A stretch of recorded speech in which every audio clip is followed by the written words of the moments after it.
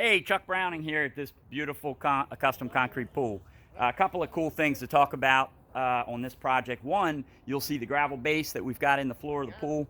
That's just a nice way to stabilize the bottom of the pool, make sure that we have a good foundation for our concrete to be placed upon. You'll also notice we have a couple of pipe penetrations coming up through the floor of the pool.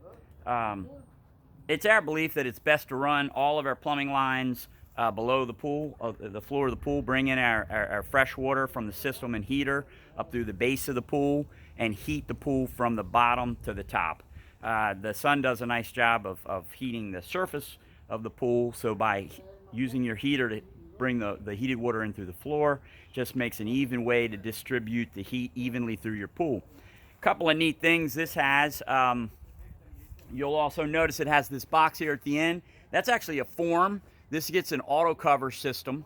So this is a form that will actually shoot the concrete around, and then this plug will be removed so that there won't be any wood in the structure when it's finished, but it holds a place for our auto cover. So the auto cover will be inside of this concrete cavity when we're done. That's kind of cool. Hit a button, it covers your pool.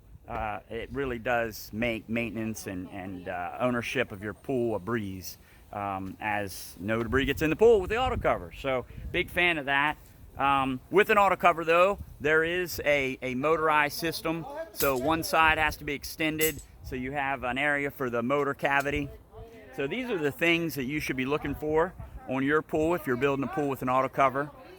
We've set this pool out of grade a little bit so water can flow away. Another important aspect of building a pool in your backyard. Chuck Browning in this backyard until we meet in yours.